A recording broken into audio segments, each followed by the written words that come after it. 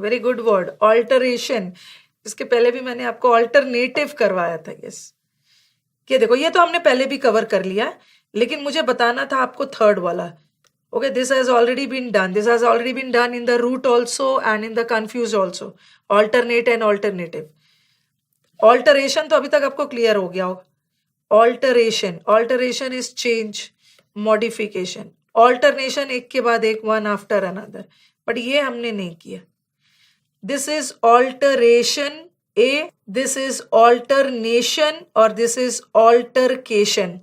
बस दोनों में डिफरेंस थोड़ा थोड़ा सा है, नेशन और केशन, बट मीनिंग तो बिल्कुल अलग है। ऑल्टरकेशन, ठीक है, ये तो हमने कर लिया ऊपर वाला। तो ऑल्टरकेशन का मतलब क्या होता है? लड़ाई झगड़ा, फाइट। इसका अच्छा वर्ड्स है, अभी तो मैंने 3 ही डाला, फाइट, डिस्प्यूट, फ्यूड। अच्छा, कोई आपसे पूछे कि डिस्प्यूट और फ्यूड में क्या डिफरेंस है? डिस्प्यूट में भी विवाद है और फ्यूड में भी विवाद है, लेकिन जो विवाद लंबे समय से चला आ रहा है, जो फाइट लंबे फॉर अ लॉन्ग टाइम, लंबे समय से चला आ रहा है, उसको हम फ्यूड बोलते हैं। ऐसा सुना होगा ना, प्रॉपर्टी को लेके फैमिली फ्यूड्स। तो फ्यूड इज ऑल्सो विवाद, dispute, but for a long time. चलो, हाँ, फाइट का मतलब है लड़ना झगड़ना, ऑल्टरकेशन, डिस्प्यूट विवाद। इसका एक और वर्ड है बहुत खूबसूरत सा, दैट इज डुअल। डुअल का मतलब भी है लड़ाई झगड़ा, बट डुअल में एक चीज याद रखना है, डुअल में जो लड़ाई झगड़ा, duel in Hindi is known as द्वंद्व युद्ध। यहाँ पे मार काट के लिए लड़ाई झगड़ा नहीं है, ये कंपटीशन, हेल्दी कंपटीशन है, हार जीत की लड़ाई है डुअल, जिसको हम बोलते हैं ब्रॉल। इसका मतलब भी है लड़ाई झगड़ा, जिसको हम बोलते हैं कंटेंशन। कंटेंशन का मतलब भी है लड़ाई। जैसे इंडिया और पाकिस्तान के बीच में एक मुहावरे आपने सुना होगा ना, bone of contention. Bone of contention मतलब विवाद का विषय, पीओके, विवाद का कारण, ठीक है। तो कंटेंशन का भी मतलब होता है लड़ाई झगड़ा, जिसको आप बोलते हैं डिस्कॉर्ड, लड़ाई झगड़ा। जिसको हम बोलते हैं डिसएग्रीमेंट, तो लिख दिया स्कफल, लड़ाई झगड़ा। स्कफल का मतलब भी है लड़ाई झगड़ा। देखो, इतना सारा लड़ाई झगड़ा से स्क्रीन भर दिया है, स्क्रीन भी भाग रहा है, लड़ाई झगड़ा। We have vendetta, vendetta is also बदला लेना, लड़ाई झगड़ा। जो बगझक होता है ना, उसको हम बोलते हैं ब्रिक बैट, ब्रिक बैट। स्कफल्स, उसको हम बोलते हैं स्टाइफल्स। सब लड़ाई झगड़ा है। ऑल्टरकेशन, ऑल्टरकेशन का मतलब है फाइट। ऑल्टरकेशन का मतलब है लड़ाई झगड़ा, fight, dispute, feud, duel, brawl, contention, discord. Accord मतलब सहमति, डिस्कॉर्ड इज असहमति, स्टाइफल, स्कफल, वेंडेटा, ब्रिकबैट। और एक खूबसूरत सा वर्ड बचा है, स्कर्मिश।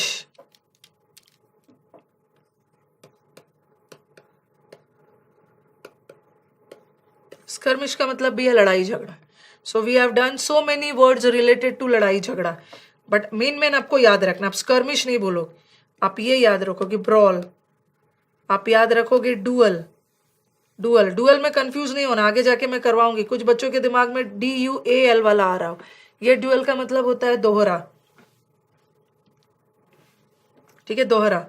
ये डुअल लड़ाई झगड़ा, ब्रॉल लड़ाई झगड़ा, contention, discord, apple of discord. Apple of discord मतलब झगड़े का कारण, ठीक है, strifes, scuffles, vendetta, brickbat. Brickbat is बगझक। जैसे कोल्ड वॉर, कोल्ड वॉर का मतलब ये मत समझ लेना जो ठंड के समय में लड़ा जाता है। जनवरी में जो वॉर लड़ रहे हैं, that is cold war. Cold war means हाथापाई नहीं हो रही है, बातों से, वाद विवाद जो हो रहा है। शीत युद्ध, हाँ, कोल्ड वॉर को हिंदी में बोलते हैं ना शीत युद्ध। अब इंडिया और पाकिस्तान में तो दोनों युद्ध हो रहा है, सिर्फ शीत नहीं, कोल्ड वॉर, हॉट वॉर, सब हो रहा है।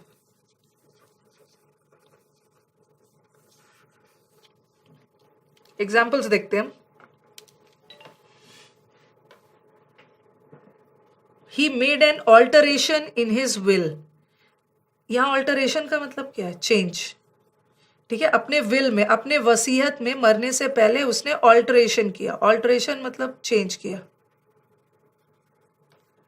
Both the workers work in strict alternation. Both the workers एक के बाद एक काम करते हैं। आज भाई 3 दिन तुम काम करो, आज मैं काम करूंगा, कल तुम करना, ऑल्टरनेशन में काम करते।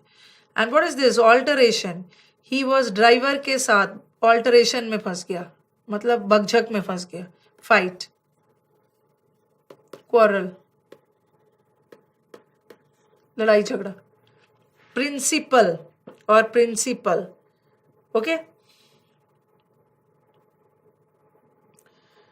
देखो यहाँ पे ये जो प्रिंसिपल है ये तो नाउन है, बट ये जो प्रिंसिपल है ना, नाउन के साथ साथ इसको एडजेक्टिव भी बना सकते हो, ओके, दोनों हो सकता है।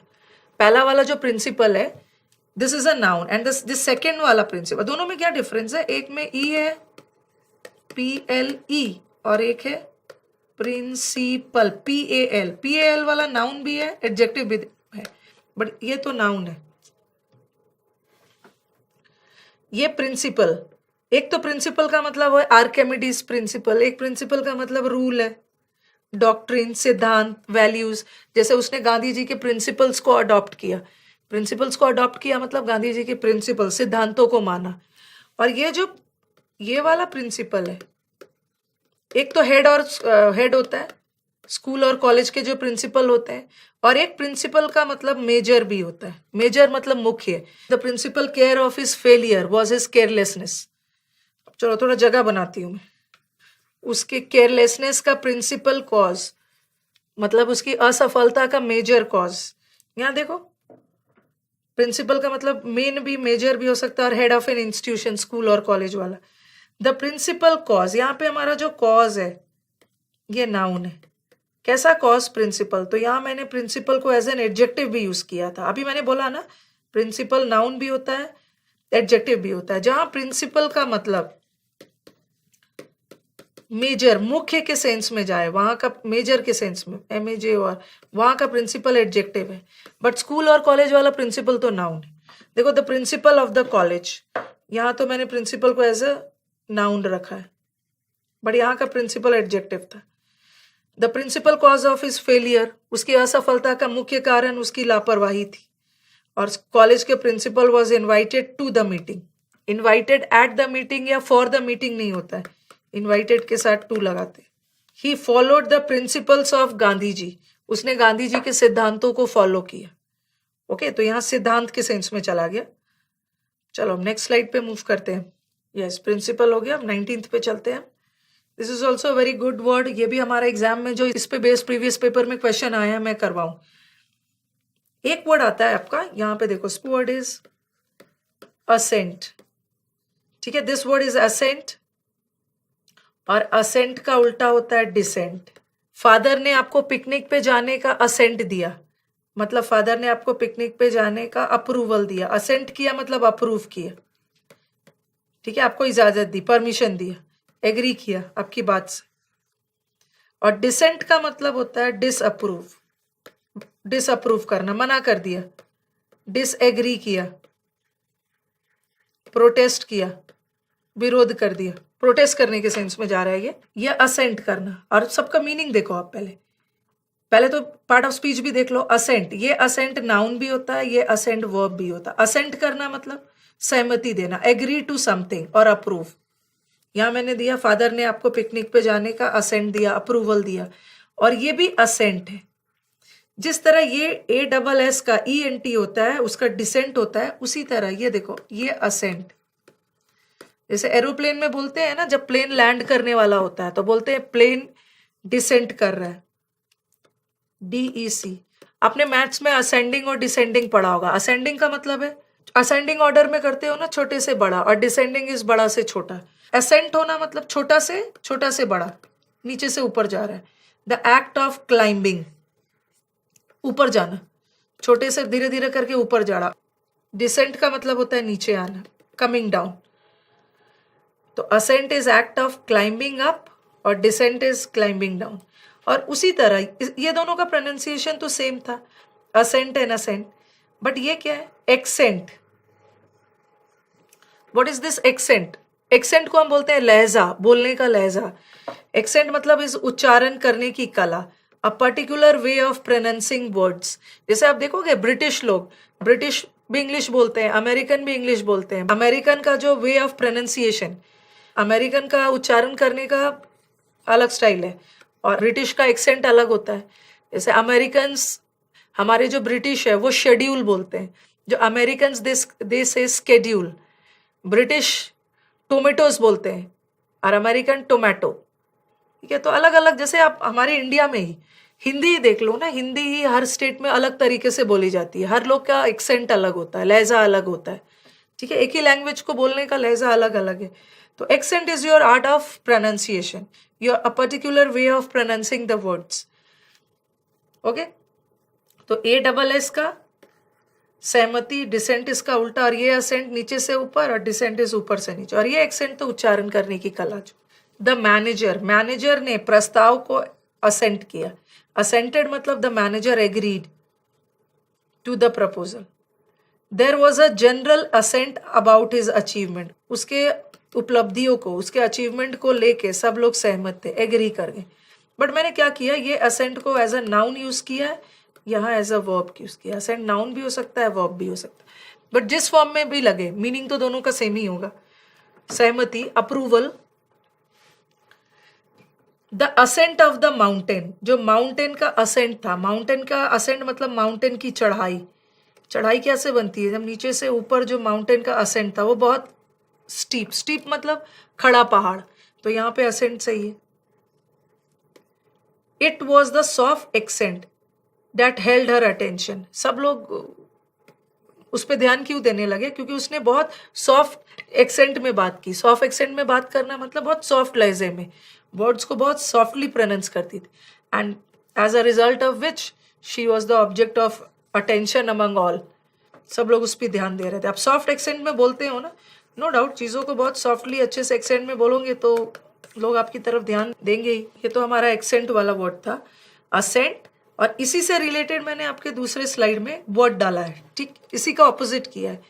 वहां पे मैंने असेंट दिया था, ठीक है, वहां पे मैंने असेंट वर्ड डाला था, और यहाँ पे डिसेंट, डिसेंट नाउन वर्ब दोनों हो सकता है। यहाँ डिसएग्री, असेंट का उल्टा, और वहां पे मैंने ये वाला असेंट डाला था, डिसेंट। ठीक है, और वहां पे मैंने ये डाला था एक्सेंट, आर्ट ऑफ उच्चारण करने की कला, और ये है डिसेंट। डिसेंट लोग कौन होते हैं, जैसे आप लोग सब डिसेंट हो, डिसेंट मतलब वेरी सिविलाइज्ड, बहुत भद्र, बहुत मॉरल, ऑनरेबल, बहुत एथिकल, सिविलाइज्ड लोग। ठीक है, डिसेंट पर्सन जैसे बोलते हैं। ऐसा नहीं है कि डिसेंट हम हमेशा लोगों के लिए यूज कर सकते हैं, डिसेंट हम चीजों के लिए भी यूज कर सकते हैं। जैसे उसका बिहेव, एक तो बोलोगे उसका behaviour was very decent behaviour, decent dress, उसने बहुत डिसेंट ड्रेस पहन रखा था। ओके, वेरी एलिगेंट, अच्छा, डिसेंट, सिविलाइज्ड वे में ड्रेस्ड अप किया था अपने आप।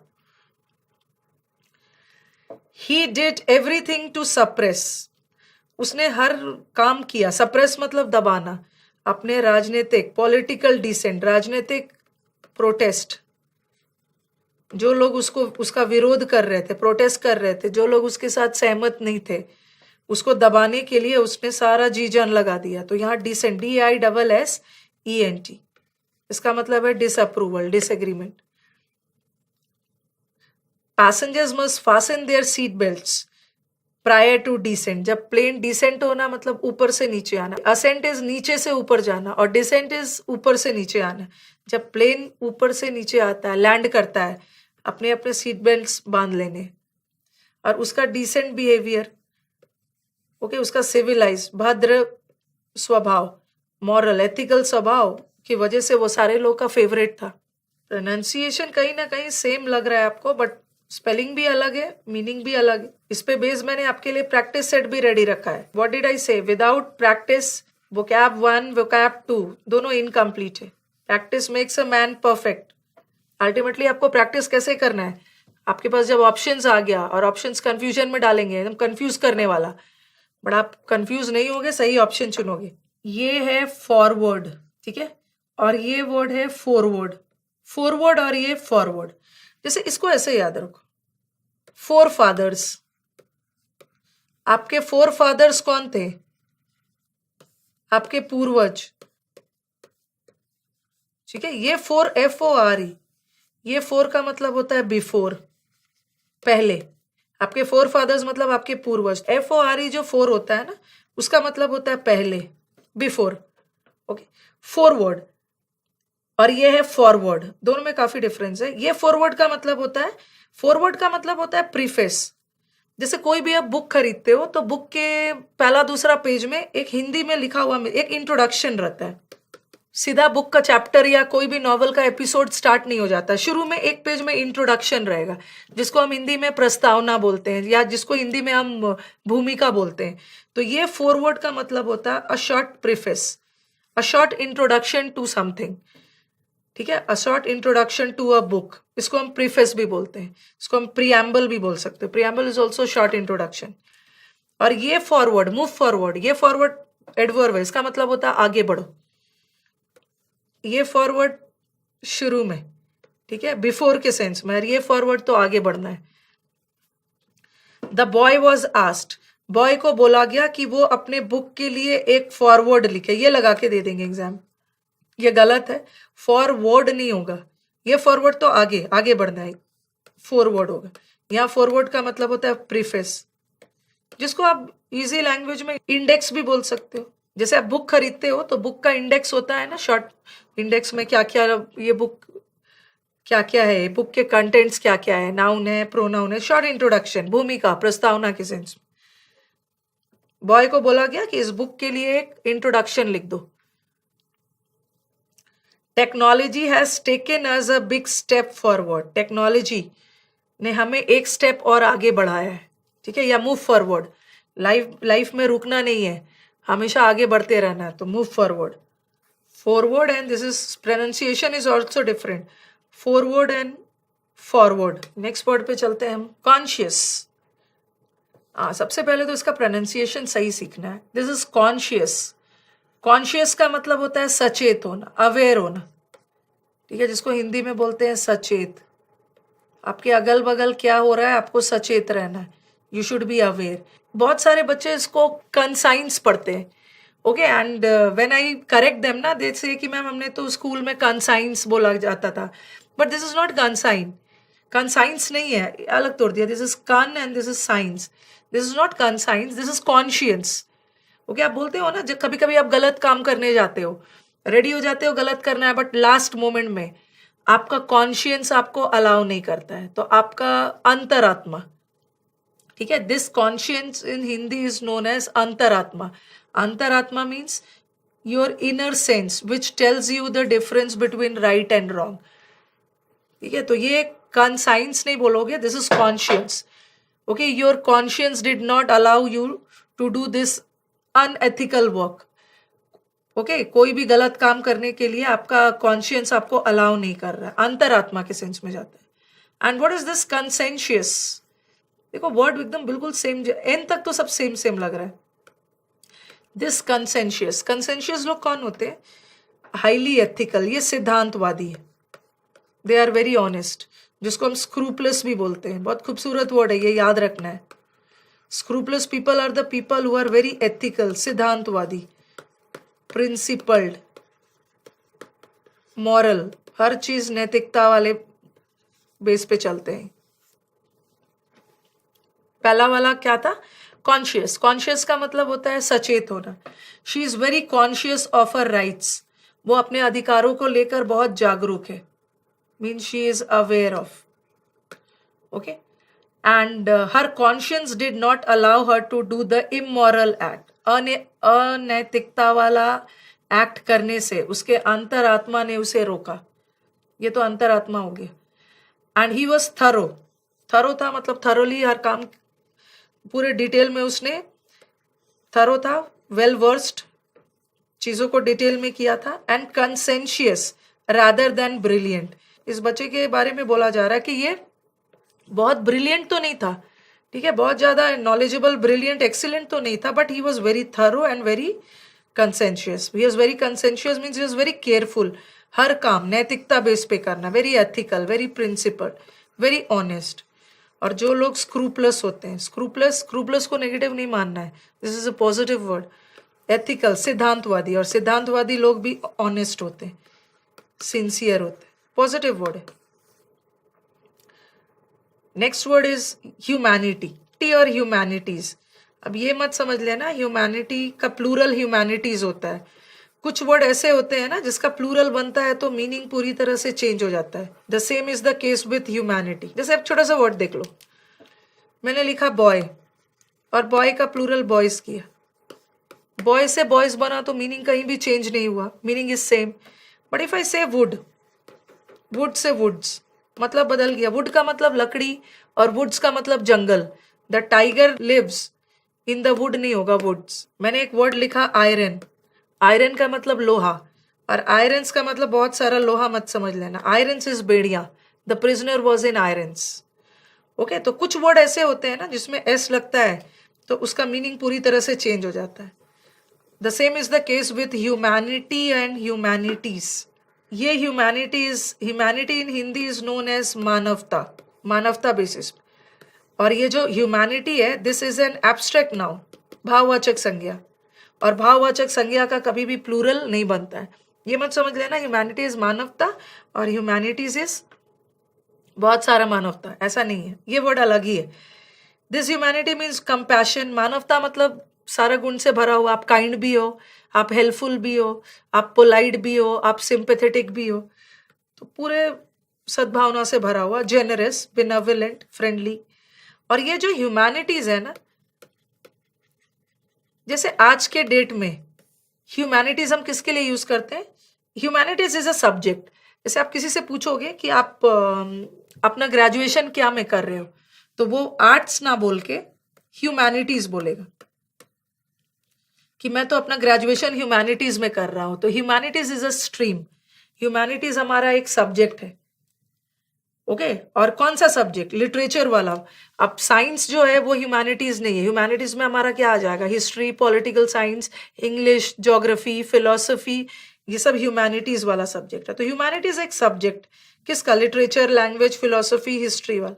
It's a subject. अभी अभी देखोगे ना, हम आर्ट्स वर्ड कम ही यूज करते हैं. आर्ट्स वर्ड को बहुत कम यूज करते हैं. जैसे कि आप अपना ग्रेजुएशन क्या में कर रहे हो? ग्रेजुएशन ह्यूमैनिटीज में कर रहे हो, मतलब आर्ट्स में. ठीक है, अब एग्जाम्पल्स दे रही हूँ. We should treat animals with humanity. हमें ह्यूमैनिटी, मानवता पूर्वक एनिमल्स के साथ डील करना चाहिए. Means we should be kind. Okay, we should be polite, we should be sympathetic. इसमें मानवता में सब आ जाता है. सर्व गुण संपन्न है, सिंपैथेटिक.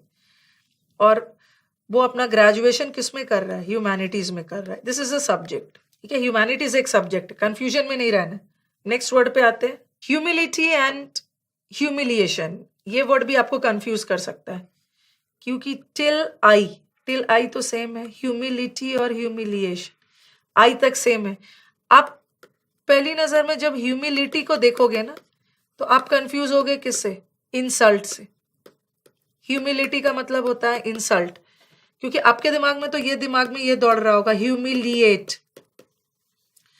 किसी को ये गलत है. ह्यूमिलिटी का मतलब इंसल्ट नहीं होता है.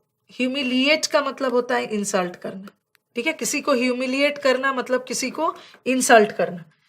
तो इसी ह्यूमिलिएट वर्ड से बना है ह्यूमिलिएशन. ह्यूमिलिएशन का मतलब होता है इंसल्ट. ठीक है, ह्यूमिलिएट करना, इंसल्ट करना, एम्बैरेस करना. एंड दिस ह्यूमिलिटी का इंसल्ट से कोई लेना देना नहीं है. देखो मैं बताती हूँ ये ह्यूमिलिटी है क्या. ये ह्यूमिलिटी वर्ड ह्यूमिलिएशन से नहीं बना है. ये ह्यूमिलिटी वर्ड बना है हम्बल से. हम्बल का मतलब होता है विनम्र. ठीक है, और एक वर्ड है ह्यूमिलिटी. ह्यूमिलिटी का मतलब है विनम्रता. अब आप सोचोगे ये कौन है भाई? विनम्र और विनम्रता दोनों दोस्त है. हाँ, दोस्ती है. ये विनम्र किसी की विशेषता बता रहा है. सो विनम्र इज एन एडजेक्टिव. ये जो हम्बल है हमारा एडजेक्टिव है, और विनम्रता किसी भाव को एक्सप्रेस कर रहा है. So this is a noun. This is a abstract noun. ठीक है, तो हम ये जो ह्यूमिलिटी बना है ये हम्बल वर्ड से बना है, विनम्र होना. और humility has nothing to do with humiliation. Humiliation में एक अलग से आई आया हुआ है. जस्ट सी, देखो यहाँ पे ये है और यहाँ पे humiliation. Humiliation is insult, but humility humble से बना. Okay, modesty. सेंटेंस देखते हैं अब. He accepted the honour with great humility. उसने सम्मान को बहुत विनम्रता पूर्वक एक्सेप्ट किया. इसको हम मॉडेस्टी बोल सकते. ठीक है, विनम्र, विनम्र होना। जैसे आप इसका ये कर सकते हो, देखो ये है ह्यूमिलिटी, ये ह्यूमिलिटी का मतलब होता है विनम्रता, इसका आप विनम्रता है, इसका आप सिनोनिम डाल सकते हो, मॉडेस्टी, इसको हम बोल सकते हैं जो लोग बहुत सर्विलिटी, बहुत सर्वाइल होते हैं, ठीक है, जो लोग तुरंत बात मान लेते, घमंडी नहीं होते, कंप्लायंट, PLIANT है, ये तो मॉडेस्टी विनम्र हो गया। और इसका एंटोनिम क्या हो सकता है, घमंडी, ठीक है। ये ह्यूमिलिटी का मतलब क्या होगी, ह्यूमिलिटी इज मॉडेस्टी, विनम्रता, मॉडेस्टी, सर्विलिटी, कंप्लायंट। और इसका एंटोनिम बहुत अच्छा अच्छा आता है घमंडी का, घमंडी के वर्ड्स याद रखने आप, जैसे ह्यूमिलिटी, ह्यूमिलिटी का एंटोनिम लिख रही, ठीक है। घमंडी का आप लिख सकते हो एरोगेंस, एरोगेंस इज घमंडी। Then you have the word very अच्छा सा, हॉटी, एरोगेंस।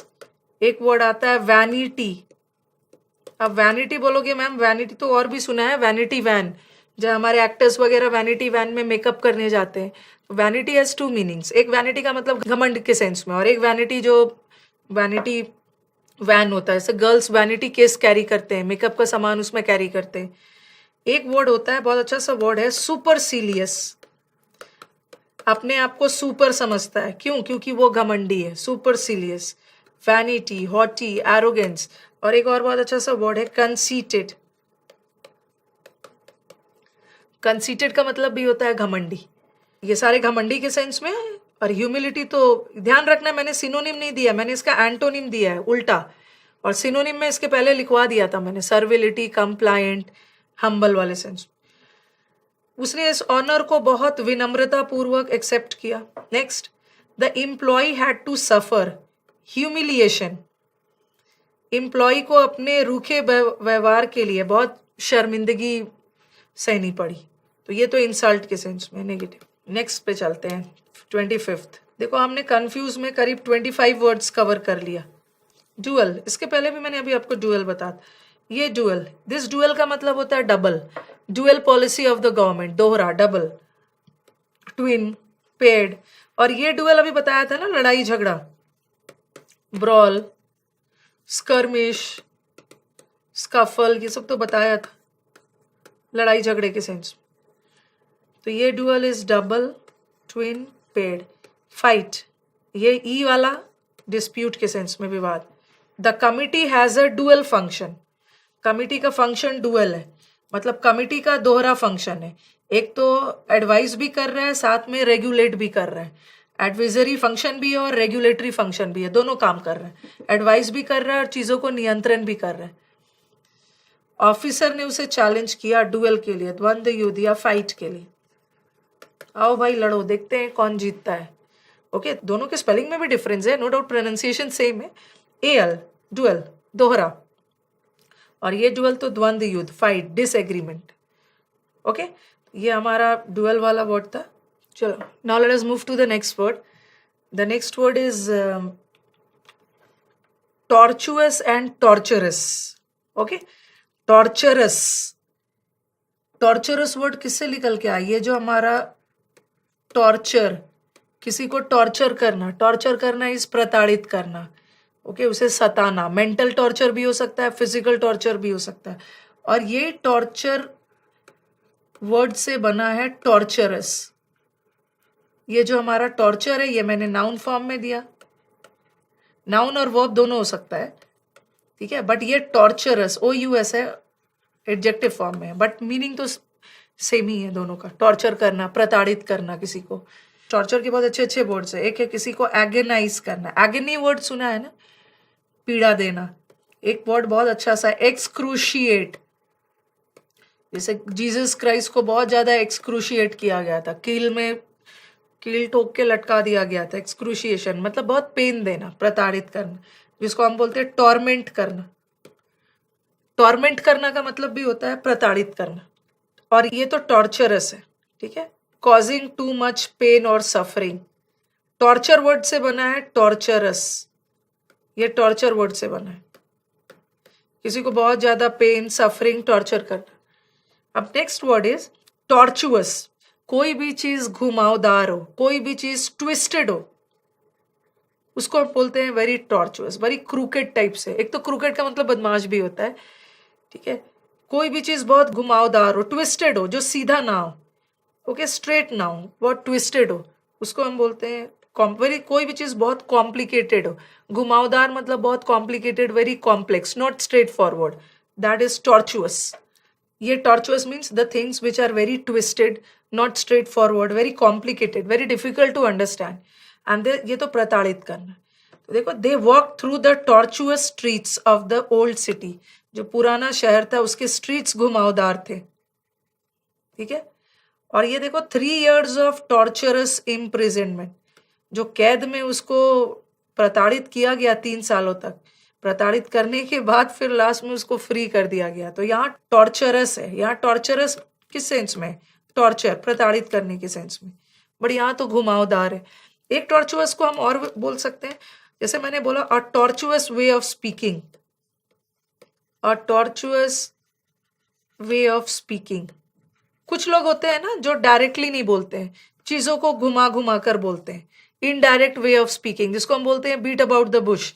सीधा मुद्दे पे नहीं आना, घुमा घुमा कर, गोल गोल घुमा कर बात करना. और आपको याद होगा, इससे रिलेटेड हमने रूट वर्ड में किया भी है, कॉम्प्लिकेटेड. इस वजह से उनकी बातें कॉम्प्लिकेटेड हो जाती है, स्पष्ट नहीं होती. आपको याद होगा, टॉर्चुअस वे ऑफ स्पीकिंग का मतलब होता है सरकमलोक्यूशन. मैंने आपको बताया था, लोक का मतलब है स्पीक, और सर का मतलब सर्कल, जो सर्कल बना बना के गोल गोल घुमाकर बातों को करते हैं, जिसको हम बोलते हैं अ राउंड अबाउट.